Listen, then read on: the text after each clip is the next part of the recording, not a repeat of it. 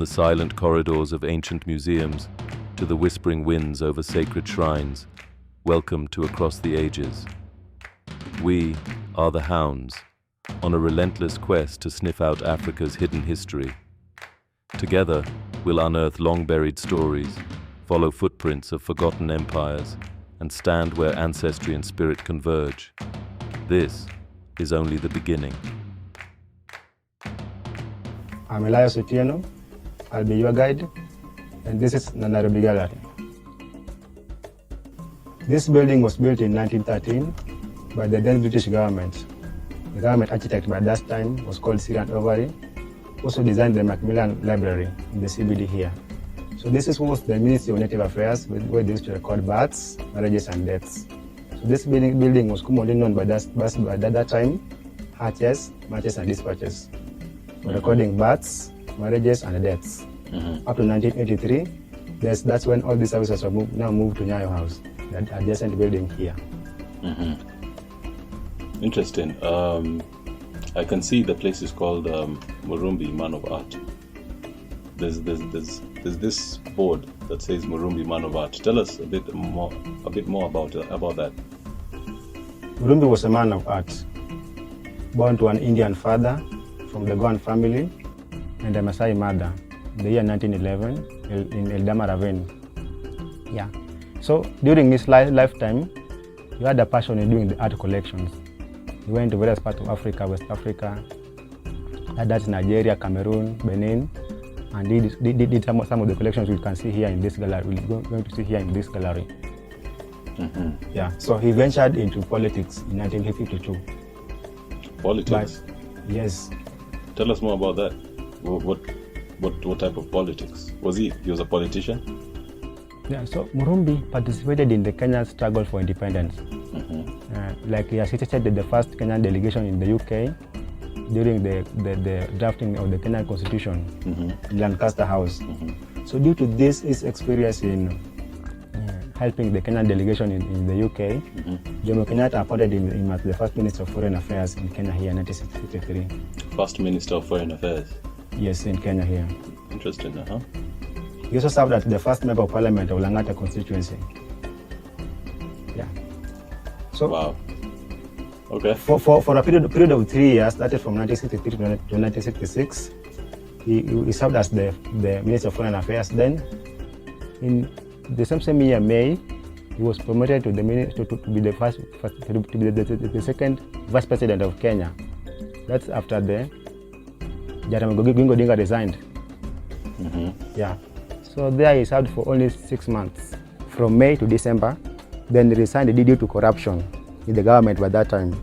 In the history of Kenya, somebody resigned due to corruption. Corruption and the death of the friend. That was Pio Gama-Pinto, introduced him to politics. Pio Gama-Pinto was the first Kenyan to be assassinated after independence. That was in the year 1965. So due to his death, it left a chilling effect in Murumbi, and he decided to leave politics. Just knew he would be the next after him. Interesting. Wow. Okay, so should we go in? Let's go in. Yes. Yeah. So what do we have? You have quite interesting, pieces on display. I can see something, the Yoruba. Tell us more about this piece. Inside here, there's the Yoruba wood carvings here. So among the Yoruba community, they used to really value reptiles due to their significance in the society. Is this a tortoise or a turtle? That's a tortoise. Okay. Yeah. What is the significance of the tortoise? Oh, it's part of the reptiles, as you're saying. Part of the reptiles. Yeah. Okay. So why reptiles? Tell us why the reptiles. The reptiles, for example, snakes were believed to be used in medicinal significance by the medicine men, in that they believed that the snake will get the smell of various herbs in the forest. So due to the significance of snakes in getting the smells of various herbs in the forest, and to assist the medicine men, in getting various drugs to cure illnesses in the society. Secondly, there was the lizards. So the lizards used to eat the weevils. Weevils used to eat the grains in the granaries. So they used to carve lizards on post. Then this post would be erected at the granary doors, at the entrance and around the granary post there. This was like a pest control, like a scarecrow. So they believed that their grains would be safer inside there because weevils are eaten by the lizards. Mm-hmm. Yeah. Interesting. You mentioned something there in regards to the snake, and it's believed to have what you said, healing properties. Exactly. Yeah. Is that the reason why you see the snake also appearing in different symbols like the WHO, World Health Organization? Exactly. In terms of the symbol for health? Exactly. From African perspective, snakes were of very high value. Mm-hmm. Due to that, like they go into the wilderness, they would follow those snakes. The witch doctors, the medicine men, would follow those snakes and find which the snakes has the ability to identify different scents. So from that, they would get drugs to cure illnesses from various people in the society. That's interesting. So that means culturally, our culture and beliefs have been eroded by Western civilization, Western cultures, because today in Africa, you're told, of course, through things like the Bible, trample upon the snake's head, but through African culture, you're seeing the snake is a revered creature, and through its healing properties, it's in some places it's sacred, right? I think in Western Africa. Exactly. Snakes are very essential animals in the African culture. So like, especially in West Africa. But in East Africa here, you find that in a typical homestead, when a snake is found there, it will be killed. This includes weapons. Yeah, it depends with which tribe was it. Wow. Okay, so there's another interesting artifact here that we see, piece rather, a carving. I can see a kettle, depicted on this carving. Yeah, kettle is there. So they also used to carve some of the household items they used to use at their homes, like kettles, spoons, and some of even the foods they used to eat, like fish, would be carved on that wood. Yeah. Interesting. So the Yoruba, you guys have quite a bit of Yoruba pieces, right? Quite a number.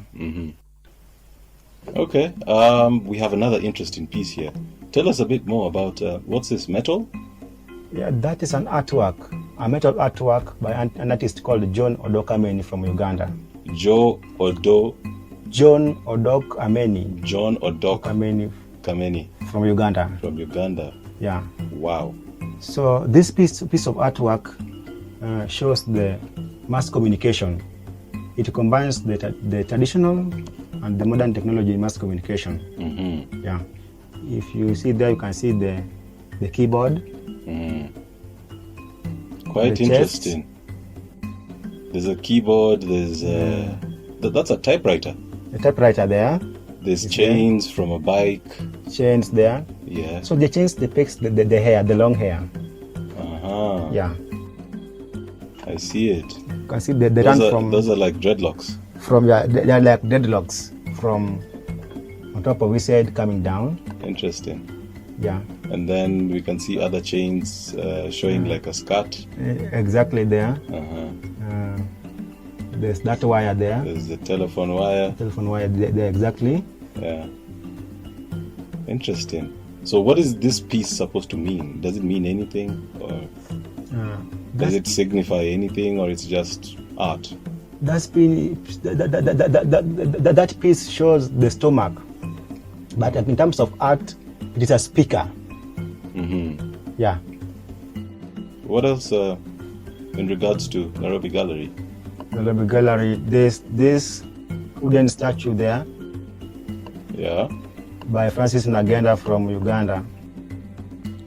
A very famous artist.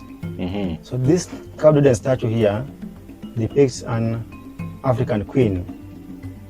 How is that an African queen? How majestic they were, their adornments, their attire. So it depicted all that in that piece of carved wood there. It looks so weird.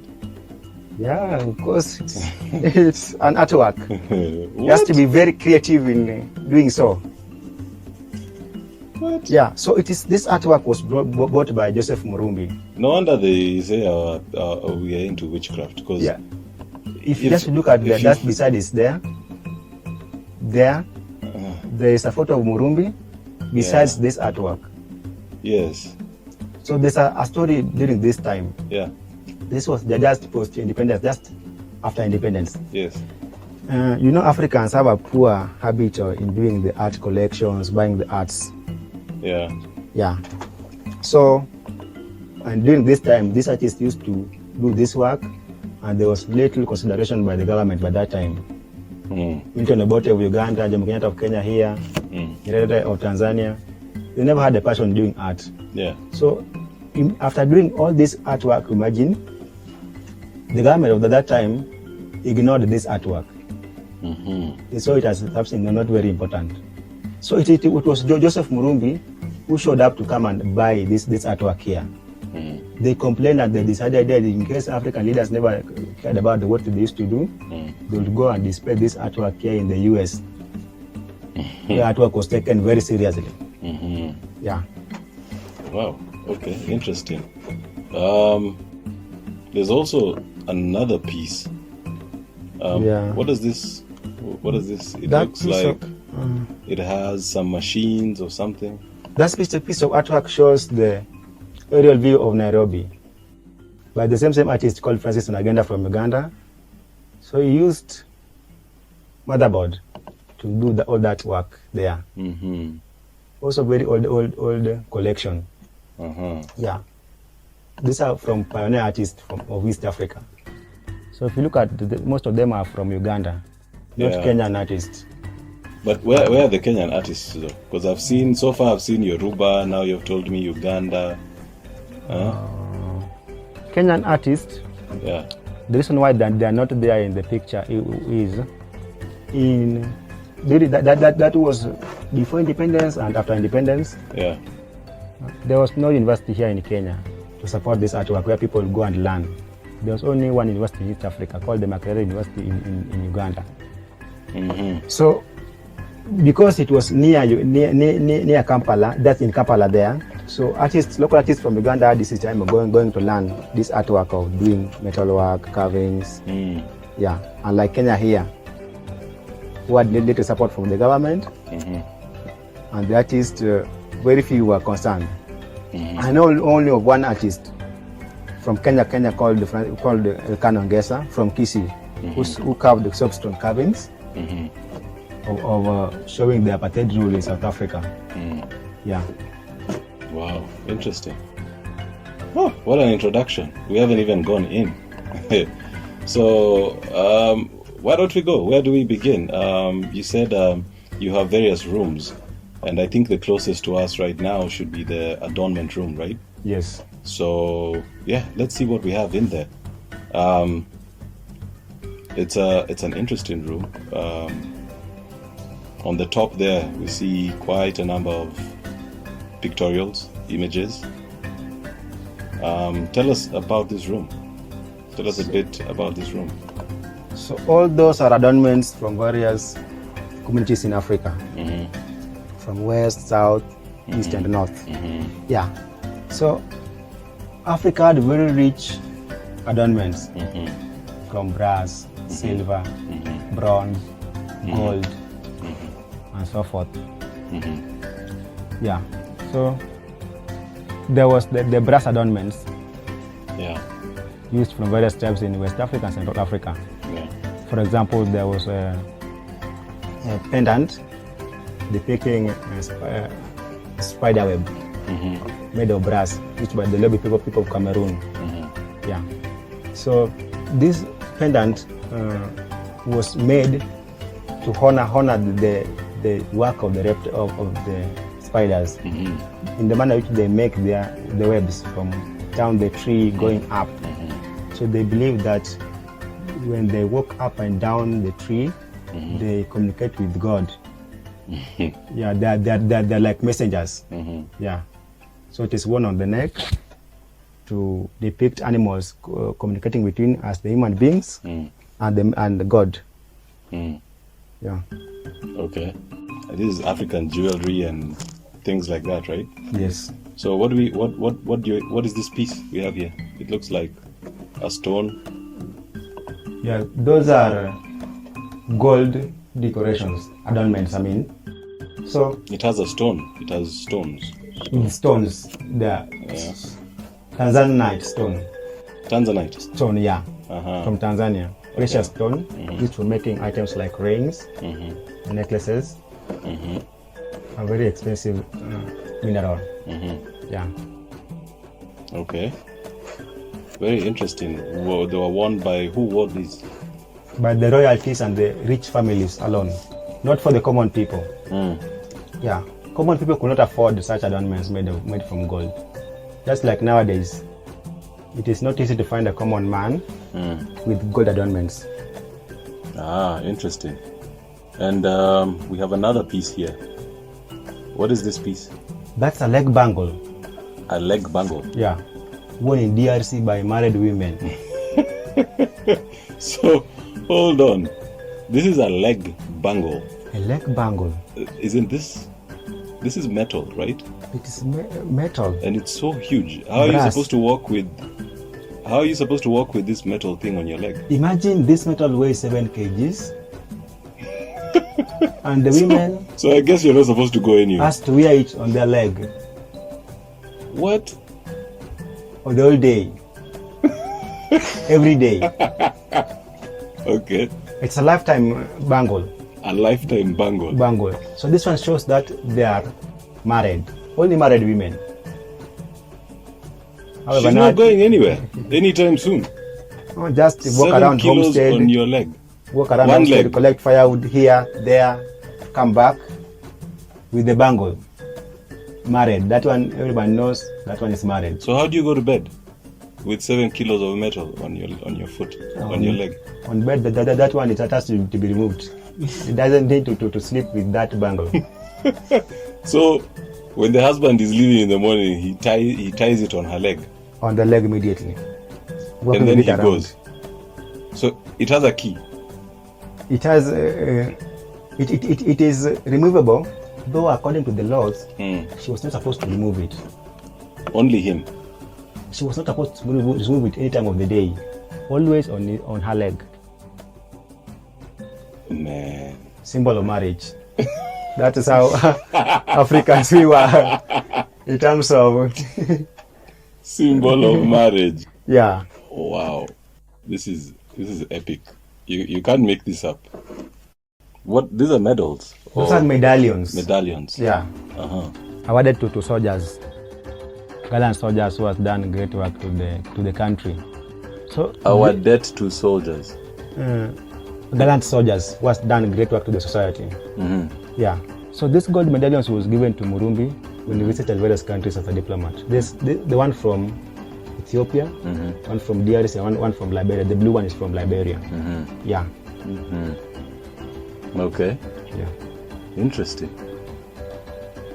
So, gallant soldiers, African soldiers, or what were these? The King's African Rifle soldiers. These were like KDF at that time. KDF, yeah. For the king. For the king, yeah. Wow. It is transformed from KAR to the KDF. Yeah. Okay. What are these? Those are silver adornments used in various parts of Africa. Yeah. So aluminium. Yeah. So we have that necklace there called a paraparat. Yeah. That's a Turkana word. Yeah. So it is made from the aluminium metal worn by the warriors and even women. Yeah.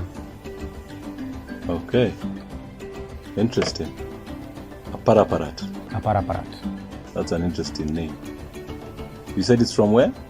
Turkana community. Turkana. Yes. Wow. Okay. Interesting. And this room has quite a bit of history. Quite adornments. Like many collections from parts of Africa. Those look like shells? Those are called ammonites Ammonites. from Madagascar. So the ammonites are obtained from the Indian Ocean, from snails which used to live around 17 million years ago. So they're cut into half. Ammonites. Used as adornments by the Malagasy people. Malagasy. Yeah. So why? What's the purpose of them being here? Those are rich collection of Murumbi from Madagascar.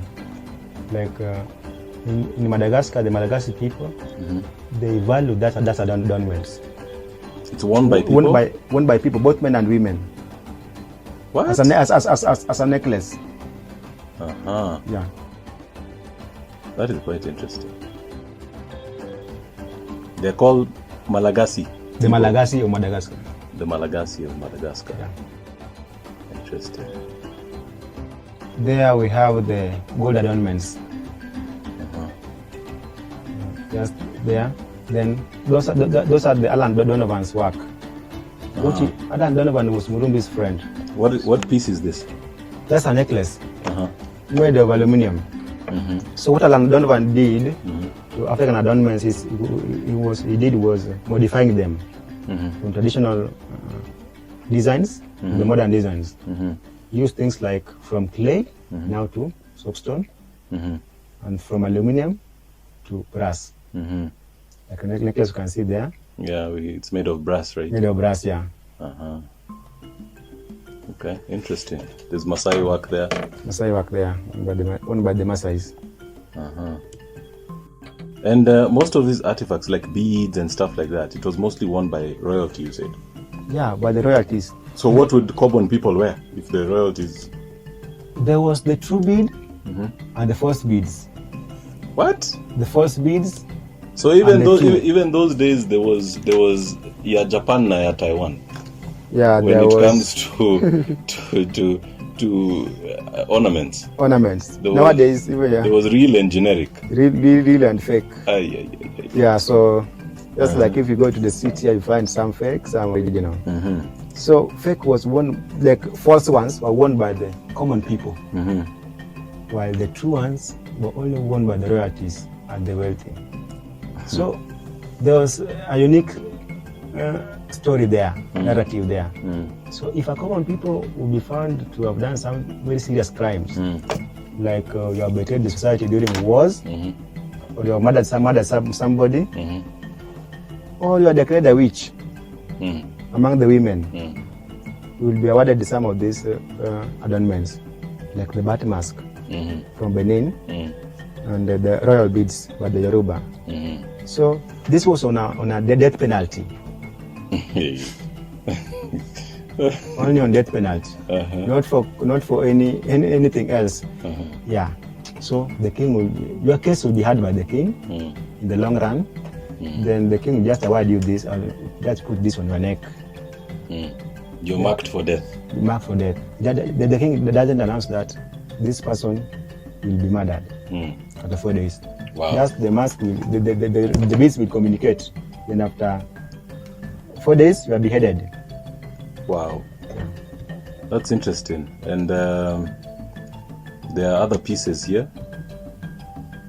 What piece is this? That's called Nokman. Nokman? From Nigeria. That's a replica by Johnson Jenga from Kenya here. Well, Kenyan artist. It looks quite good. Yeah, it looks spectacular. Yeah. So the original piece is in Nigeria. And these are also knock pieces. Yeah, those are called leg and bapende from Cameroon. Okay. And DRC. So the people of DRC used those items in passing of proverbs and beliefs, teaching people demonstrations. Yeah. Wow. So yeah, what you were telling us about the knocks? Yeah. Yeah. What about them? What's interesting? The Knockman from the Knockman, up there from Nigeria. Yeah. So he lived 500 years before Christ. The Knockman. Yeah, lived 500 years before Christ.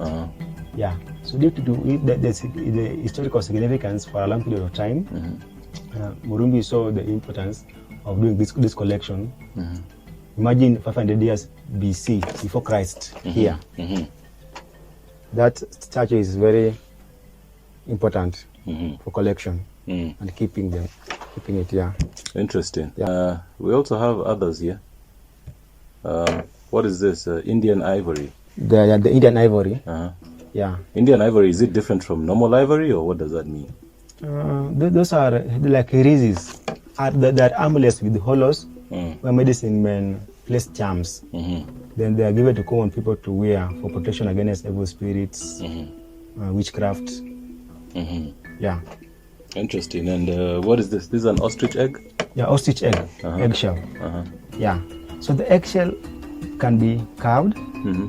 I can see it has some interesting patterns. Patterns there, depending with the from community. Then it's used as an adornment. Or it can be chiseled, making beads. Then the holes are dark there. In turn, used for making a necklace, one as an adornment, as a necklace. So in the ancient times, ostrich eggshell beads, the cowrie shells, and the salt slabs were used as items of trade before money came to.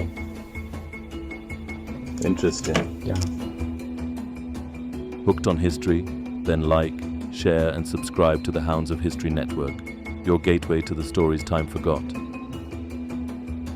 As a people, we are diverse. Our cultures are very rich. Yeah. And Kenya alone, for example, has how many tribes? Over 44. Over 44. Some of them are recognized, some of them are yet to be recognized. Okay. Yeah. So 44 tribes. Yeah. Recognized tribes. Who have different beliefs, cultures, languages, everything. And that is just one country. And Yes. there are how many countries in Africa? There are 52? Or 54? Over 55. There's this new country, young country, South Sudan here. Yeah. Okay. Interesting. Those are many cultures. Many cultures. Very many. And diverse. Yeah. So moving on, what do we have here? There we have the brass adornments. So there was the lost wax technique, whereby there was molding of clay mixed with beeswax from a particular item shape. Then a spot will be left. Then a molten metal like brass will be poured, which will be later around cools to solidify to form that material which the intended person wanted to make. Yeah. So these adornments here are made from brass with the lost wax technique. So there's the hip plate among the Gabra women of Kenya here. Yeah. So the Gabra women who has at least one circumcised son has to wear that hip plate to show fertility. Yeah. No, not a daughter, son. Yeah. So in the African culture, having a son was very, very critical because they believe that that's where inheritance came to the generation lineage. Continuity would occur. Yeah. And So- what are also these little pieces? Those are pieces made from the lost wax technique. There is a lion with the man on the mouth. There. Executioner. Somebody using the machete for Yeah. beheading someone. Yeah. Then there's the fish, the shark, rapier, lion there. Made through the lost wax technique. Interesting. Yeah. There's something here that says remnants of powerful African kingdoms. Yeah. So there are some African kingdoms which were very powerful. Some of them exist to date. That's from Benin, Dahomey. Yeah, that's a photo of a woman leader there.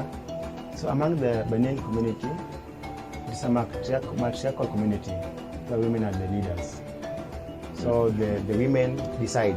Women are the people to marry, pay dowry, wake up very early in the morning, do very difficult jobs. yeah. Not men, like here in East Africa here, like many tribes where women are the leaders. Interesting. So Dahomey. Dahomey Benin. So it is the women who marry men. So if a man that doesn't cooperate in a home state, for example, this man will be chased away by the woman. And the woman will marry another one. Yeah. That's like what some common men do here. If you marry a woman and she doesn't do whatever you want, a man may decide to chase this woman away. You marry another woman. So the other side, it was the opposite. If the man doesn't do what she requires, then yeah. Out with you. The duties he's assigned to do. Like many tribes where men are the leaders. Interesting. So Dahomey. Dahomey Benin. So it is the women who marry men. So if a man that doesn't cooperate in a home state, for example, this man will be chased away by the woman. And the woman will marry another one. Yeah. That's like what some common men do here. If you marry a woman and she doesn't do whatever you want, a man may decide to chase this woman away. You marry another woman. So the other side, it was the opposite. If the man doesn't do what she requires, then yeah. Out with you. The duties he's assigned to do. Like what? What duties are you? What? To assist. The man now in that society is the helper. Is a helper. Just assisting us on duties, yeah. As allocated. I'm a messenger. For example, you are sent. You can deliver information in another village. You delay often. What? The woman will decide you're no longer cooperating this often and you just away. Because you delayed. You've delayed. Men are being controlled by the women. But if you think about it, yeah, and we fast forward to modern day. Yeah.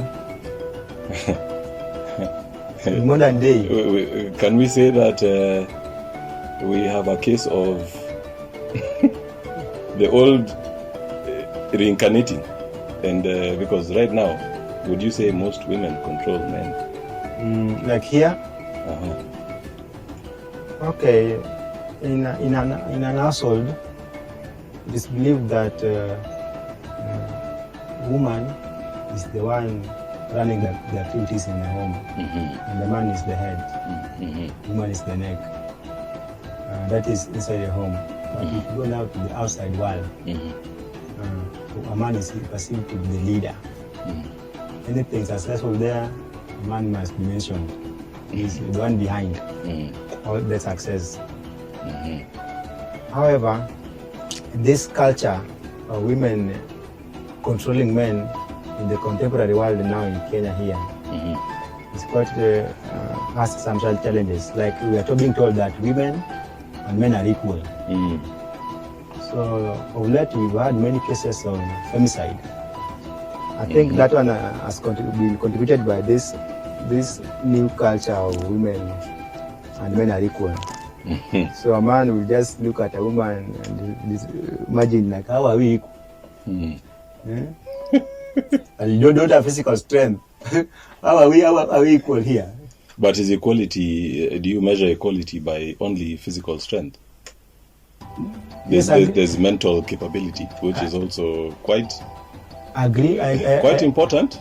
I agree with you. Because if you look at right now in the current job setting, employment setting, you have more women in positions of power than men in today. Would you believe? Would you agree or no?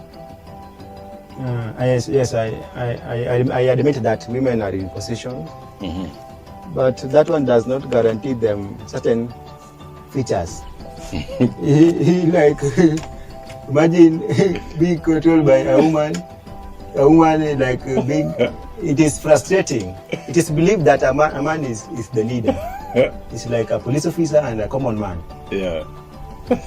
Yeah. If a police officer comes to arrest you, like you know that this person is asked the authority. But there are women police officers, Elias. What I mean, according to the arrangements, there are women police officers, yes. But there is some division of roles, duties. One has to do. Like if a police comes to arrest you, then you resist. It shows something else. So the men like they have the physical strength in them. And somebody with physical strength, my friend. If you have with the wisdom, you have said the courage, intellect. You'll find the blows if you try to control this person. This person try to direct this person on what to do. Yeah, you know. Oh Lord. But I tell you, the patriarchy lives on. Patriarchy lives here. So patriarchy tries to penetrate. Yeah. But still, it has to have some ups and downs. Yeah. I tell you, the Dahomey. Dahomey Benin. Okay. Let's leave the Dahomey for a minute, and we can continue. So what do we have here? So there we have the royal beads. Yeah. Some of them were made from the riverbeds through erosion. Yeah. Like at the base there, when the river flows and the rocks are eroded, they're softened there. So the rocks will be, precious rocks will be collected. Then they'll be used for making that necklace there, owned by the Yoruba. So this necklace was owned by the royalties alone, not for the common people. Again, yeah. Interesting. Some of them from glass beads.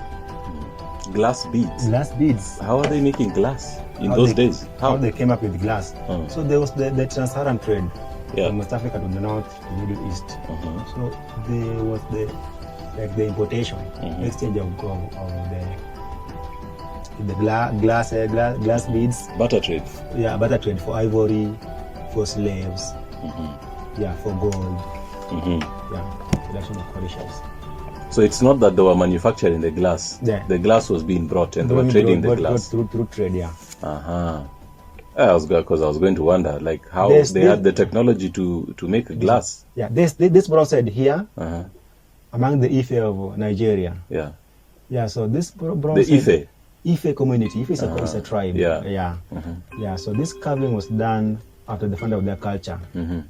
This is a replica. The original one is in Nigeria. Yeah, museum. Then just beside this, there's the iron daggers. The iron daggers? Yeah.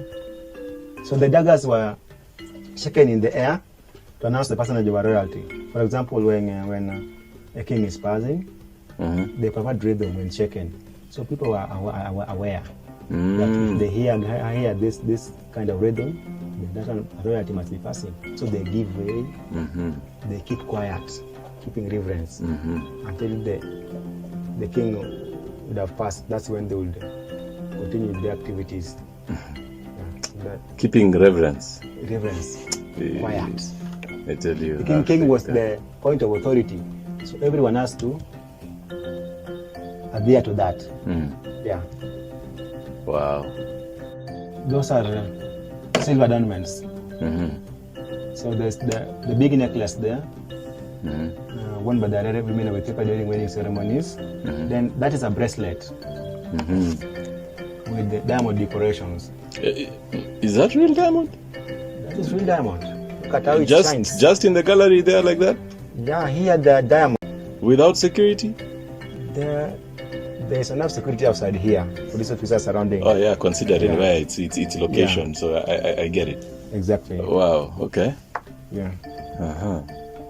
Silver adornments. Yeah. We have the plate there. This is a silver ball. That with the children design. That was also a collection of Murumbi. This is the stone for the leg that we saw. That one is a headdress. No, I think we passed it. Yeah. But here we have African currency now.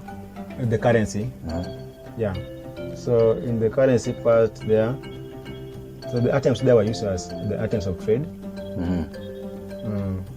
There was the other items. So they were mainly used for buying of slaves. Yeah. In the East Coast, then they'll be transported to the Middle East. Yeah. What do we have here? There we still have the silver adornments there. The necklace. This is currency? Or what are these? Those are silver coins. ceremonial, not used in trade. We went to Murumbi when we went to Ethiopia. Yeah. Okay. Yeah. Quite interesting. How did you acquire all this knowledge, man?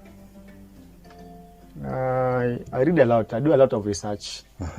Yeah. A lot of research. Before you begin guiding, you have to read this, do research, consult. That's true. Explain to your assessor. And what are these? What baskets are these? That is Marakat basket. The other one is Kisi basket. So this one from Kisi was used for carrying ugali. Yeah. So by the bridegroom side, we cook a big ugali. Then they will carry it during the payment of dowry. So they carry it to the bride side. So this was symbolic that the lady won't go hungry in the new homestead. She's going to live. There's enough food for her. Wow. Yeah. And we see the little things here. Those are perfume bottles. Perfume bottles? Bottles, yeah. Used by the Swahili people from Lamu. So perfume was used for identification.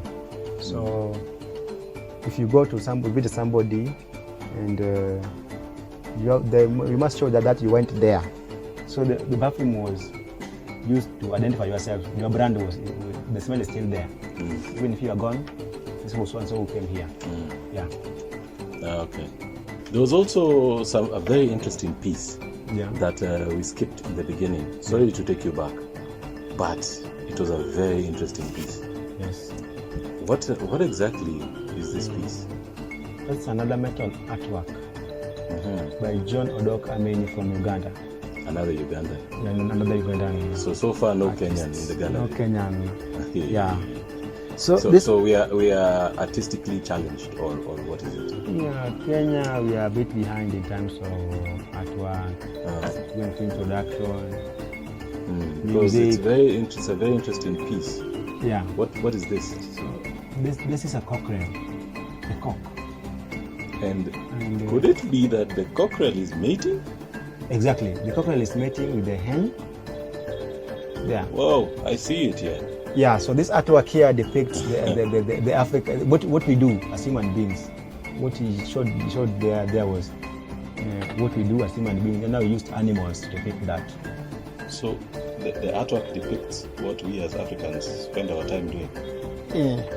Yeah. Oh Lord. Yeah. So instead of putting a human being there, a man and a woman there, he placed cockerel and hen. Seriously? Yes. This is what Africans spend half their time doing? Yeah, probably. We got to go and find out. According to, you said this called who? John Odok Ameni. Man, those are one of the we should ask him about this piece. About that. John Odok Ameni. Yeah. Interesting piece though. Interesting. Wow, quite detailed also. Quite detailed. You know? Yeah, I like it. What do we have here?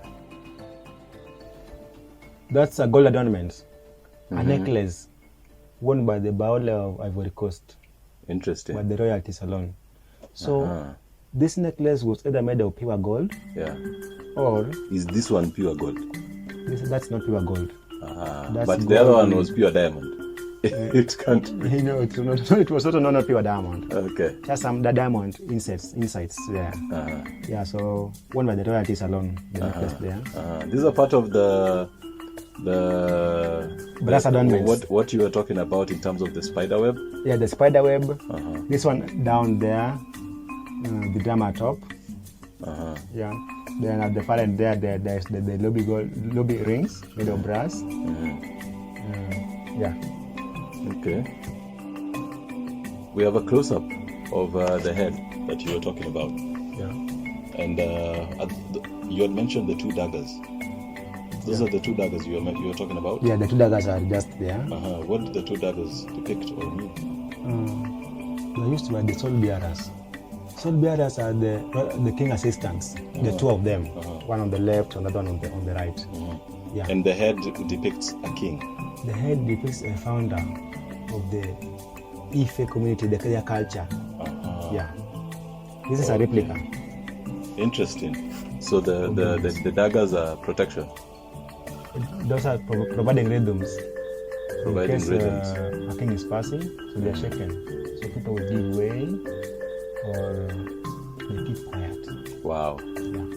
And then we also have the royal beads that you are talking about. Yeah. Yeah. Awarded to common people in penalty of death. True ones. Yeah. Very interesting. Yeah. Very, very interesting. That's a royalty. Royal The two beads. social bearers, one on the right, another one on the left. Yeah. I Guarded. get it. So it is shaken in the air. Like at the top of that desk, the hand of the guy is shaken. People giving way. Yeah. Wow, this is amazing. How long have you done this for? I've done this for 8 months now. 8 months. Yes. You seem like you've done it for longer than that. Frequently, like learning and learning, you gain experience. Yeah. That's true. So, okay. Here we have some interesting. What are these? That is an earplug. Earplug. Yeah. So on the other side there is a golden hammered earring. That one. Worn by the Fulani women. This one. Yeah, that one there. Show the wealth of their fathers or husbands. Women were not supposed to own wealth before. Yeah. This is in Giriama, Kenya. That's a tax receipts. Hard tax receipts, poll tax. So those receipts were being kept in the kipande, the metal box, by the adults. So that worked with it everywhere before independence. Wow. Yeah. Okay. That's how difficult it was before independence. A necklace, metal made of brass, and walking with it everywhere. That is the kipande. That is the kipande. So being found in Nairobi province without it was criminal. So one had to be detained in the Nairobi Gallery. It's a police cell. Yeah. So courtroom, running tried, you have been detained. Yeah. Okay. We have trade beads. Trade beads. Yeah. They are the chevron beads from Venice, Italy. Venice, Italy. Yeah. Again introduced. So he was not just collecting items from Africa. From Africa. But this is still African stuff. Still African stuff. But he collected it from Venice, Italy. Used in Ethiopia. Yeah. So these items here were used to buy palm oil, cocoa, and even slaves. So your appearance will determine your price. Your appearance? Appearance of a slave. Yeah, so if you are too masculine, your price will go up. I'd like you to do a lot of work. If you are thin, slim, your value goes down. Whoa. Yeah. Okay. Interesting. And then what do we have here? Those are the currency, the trade items. The spoons are measured in gold by the Ashanti people of Ghana.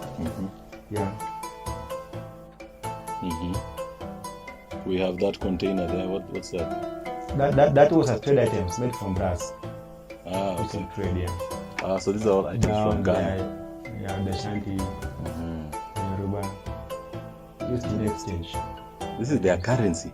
That was the currency. So why did we switch to printing paper, valueless paper? Because these items were difficult to carry. They are heavy. So the Mzungu told us, let's lighten your load. Let's make work easier here. Have something to measure wealth with. You give us this, we'll carry, you take paper. Yeah. Oh, paper. Wow. In fact, paper came after the First World War. Oh, yeah? Yeah. Because the price of silver went up. Initially, the coins were made from silver. And because the price went up due to the use of silver metal in making the equipment, the weapons, so they introduced money, notes for the first time now, called florin. Florin? Florin, yeah. Okay. Interesting. Very interesting. Florin is the currency, the first currency made. Or the name of the first currency. Printed from a paper. Okay, it was called florin. Florin, yeah. Ah, okay. Interesting. So we move to, I think we've done quite a bit of this room. Yeah. So I think we should move to the next room, which should be the artifacts room. Artifacts room, yeah. Uh-huh. So artifacts room, let's go. What do we have here? Yeah, those are the African figures and the dolls. Uh-huh. Yeah, so the first shelf there, they come by wood carvings. Yeah. So they do the wood carvings, they sell them along the road. To date. These are canvas. Kamba woodwork, yeah. Okay. So it's something which they began several years back. Still doing it up to today. So nowadays, some communities have also copied what they do. Okay. Even people are not canvas still doing that. Yeah. Wow. And then we'll move to this section where we have the African spoons. Yeah, the African spoons. And basically, this is how we used to eat. Yeah, spoons for eating. Our cutlery. It was so heavy. Why was everything heavy? This is now brass. I don't know. What? Yeah, it has to be our culture. Yeah. But then there's a very interesting thing that I'm noticing here. Yes. The kind of modern day equipment we use to eat is absolutely very far off from what people used to use back then. Because then again, we are also looking at health, really health conscious things where you have information out there, like if you use copper material like people used to use in the ancient times, copper as an element is more healthier than aluminium or tin or iron in terms of cooking food. You have elements like clay, whereby clay is from your natural, it's natural soil, right? Yeah. And basically when you cook food or you eat food that has been stored in clay, you're eating healthier than anything stored in like your modern day pots and tins and all that. So what do you think? Because here we can see wood, we can see brass. This is brass, right? That is brass. Yeah, we can see brass. And I can't see anything like tin or anything here. There's nothing. There's only one brass there. It was introduced by the Indians. Yeah. Used for frying items. For frying items? Yeah. Okay, fish, meat. Yeah. So in the African setup, the spoons were carved from wood. For measuring gold. Some of them used as adornments. For measuring beer, milk. So there's a unique tribe there in Africa, the Zulus in South Africa, which used to carve theirs in quite a different way, not for cooking. So they carved a female statue on a wood. Then this wood will be placed at the kitchen entrance, the doorpost. So that was to signify that the kitchen is reserved for the women alone. Oh, this image here. Not this one here. This is carving of a mother and a child. That's what I was seeing. Yeah. From the previous one. Okay. Yeah. Yeah, the kitchen is reserved for the women alone. Very interesting. Yeah, so the culture is widespread in most of the communities, Africa and Kenya here. So like if a man is found in the kitchen, you will be asked like, what are you doing in the kitchen here? This place is not yours. Should be somewhere outside in the field, take care of animals. Yeah, even me, when I go to the village, I have a problem with association with the kitchen. Like when I'm seen, if I'm seen there, I'll be asked like, what are you doing in the kitchen here? Yeah, I'm not a woman. So I feel guilty like when I enter the kitchen. Yeah. Interesting. And this one, what do we have here? From the adornment room. Yeah. What is this piece? That is Kuba cloth from DRC. Kuba cloth. Tell me more about the Kuba cloth. I've heard about Kuba cloth. Kuba cloth from the Bakuba. Bakuba tribe in Congo. In Congo. So they used to weave. It is the women and men weaving this piece of cloth here. Then this cloth was woven. This is woven, hand woven from palm fibers. What? Palm fibers. Interesting. And palm fibers. Then this cloth will be used by the women, the royalties, during special occasions. Yeah. So the black one will be served for the funerals. Interesting. Yeah. Bakuba. Bakuba woman's raffia. Yeah. Overskirt. Palm fibers. Overskirt. So they used to also wear it as a wrap. Wrap, yeah. Wrapping themselves. Okay. Interesting. Okay, and since we're talking about cloth, and we are done with the artifacts room, we have one more room that talks about textiles. Yes. And tell us about that room. What is the room called? And what are the different types of textiles we have? Because they are quite interesting, especially from West Africa. You have what is that ceremony called? Yeah, that piece of artwork of textile is called a gungun. A gungun from Nigeria. From Nigeria. The Yoruba community.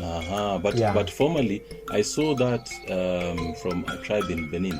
There was a dance by the Benin, and if I'm not correct, Benin was formerly also in Nigeria. Yeah. It was part of Nigeria. Yes. So hence why you have those cultures. They have similarities. Yeah. Benin, you have a bit of Nigeria. They have similarities in how they go about their culture, right? Yes. So tell us about that. You said you called it what? A gungun. A gungun. Among the Yoruba. Yeah. So like Benin, there's somewhere called Benin City in Nigeria. Yeah. So Benin, some people from Benin are in Nigeria. Yeah. Okay. So if you see such stuff like artwork, don't imagine that's only in Benin. Some of it, the same artwork is in Nigeria. Yeah. So this cloth was made from very expensive textiles, prestigious textiles, cut into lappets. Into lappets, yeah. Then joined together to form this very big artwork of this cloth. Then it is worn by a dancer or a diviner who conceals the face. Yeah. So after concealing the face, the dancer will let them say rotate, pronouncing blessings, curses, and at times even immoral behavior. Yeah. So during this time, this person is thought to be in communication with the ancestral spirits, the departed ancestors. So anything they say is taken very seriously. Yeah, in African setup. When people hear of ancestral communication with the living, people keep quiet, reverence, ready to listen to whatever the ancestors have to say for us, mediators between God and man. Yeah. So that was the use of that the gungun. Yeah. But now the contemporary ones nowadays, they're made from beads, piece of cloth mixed with beadwork, the blue, red beads. Then several of them join together. Till the dancers to conceal the face, rotating, pronouncing the same words. Yeah. Ancient attire, old times when now they're still on being used. Yeah. Interesting. Whew. What a journey through. You called it the gallery, the Nairobi Gallery. Yeah. Formerly the Murumbi Collection. No. It was formerly the Nairobi Gallery. The Nairobi Gallery, yeah. And now the Murumbi Collection. Ah, nice. 2013. Man, I've enjoyed my tour. Quite interesting. Yeah, you were about to say something. Yes, I'm just about to say something about, before I finish, about the textiles. Yes. There's a unique cloth among the Malagasy people called Lambamena. Lambamena, Malagasy term. Yeah. So this cloth was made by the women, the Malagasy women. So upon finishing weaving it, this was a special cloth used for wrapping the body of a dead person. Then the bodies will be buried in a very shallow grave. The reason why they used to bury them in a shallow grave is because they believe that if a person dies, the spirit is still living amongst them. So they want to honor them at some time. Yeah. So after 7 years, if a permanent person has died, the body will be exhumed back to the surface, retrieving back to the surface for honoring. The descendants want to come after 7 years. 7 years. So you're basically exhuming the bones. Exhuming the bones, yeah. Carcasses are brought back to the surface. People honor the remains and the grandchildren, honor them, honor this remains here. Then the remains will be wrapped with another new cloth. Then the body will be buried on another shallow grave. So as long as the descendants will want to honor this ancestor, after every 7 years they exhume the body until we back to the surface. Until they are satisfied that now this person who died a long time ago is no longer living with them. Wow. This person is no longer around. So they dig a deep grave, then they bury them for good now. They don't exhume them again. Wow. Yeah. Interesting. Culture. Africa is wild. Africa is just Africa is wild. It's just spectacular. Oh my God, your mind is a mind. It's like it's a beautiful mind. Thank you. And hopefully we've begun this journey of trying to understand cultures, trying to understand, our different art pieces, what their meanings are, their cultural significance, their spiritual significance, because we've come across pieces like masks that could not be worn just by anyone. Yes. They were worn by the spiritual leaders as a form of connection between the physical and the spiritual realm, right? Yes. And they were all the only ones who could give out those messages. So some of these artifacts that are being held, for example, in museums in the West and all that, they don't even know what they're holding. And they're holding our culture, they're holding our traditions, they're holding our spiritual connections to our, our beliefs and all that. Yes. And don't you think it's time for them to repatriate all our artifacts back to Africa? It is time. It is just time for them to repatriate the items. I say they're stolen. The stolen. Yeah, you can say stolen African. Yeah. Imagine it's estimated to be over 7 trillion worth of wealth stolen from Africa. In terms of artifacts? Everything from Africa. From even slaves. People captured to go and slaves, go and work for the farms of the British people, the Arabs. Over 7 trillion of wealth Africa has lost. Do you think it's really 7 trillion? It must be way more than 7 trillion US dollars. It must be way more. Because if you're using what value? That's an estimate. Estimate. So they really took a lot from Africa. So in your opinion, Elias, yes, what should we do? Because this is your line.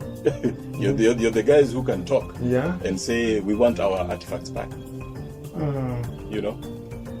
So how do we do this? Because those things have been away for generations. This is another generation now speaking the same story.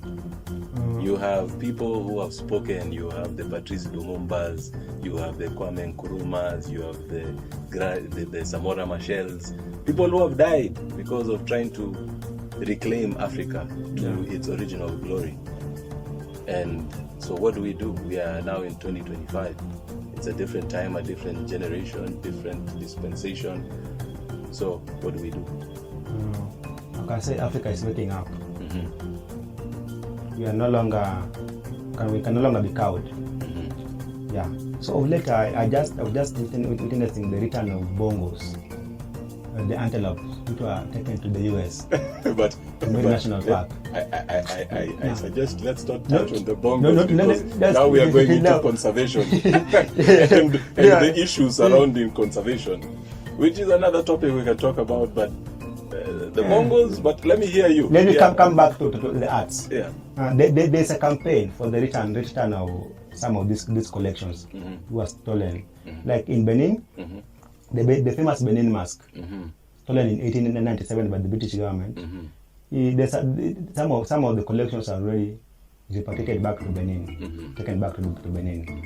So even here in Kenya, things which could have been taken, which we think they could have taken, can still be brought back here. Yeah, if we put effort. Because guests themselves, they tell me they went to London Museum, there's the African section, they saw this in our museum, African arts section, and really, these items should be brought back to Africa. I believe so. Yeah. So, it's been amazing. Thank you for joining us on the Baraza. And thank you for having this conversation with us.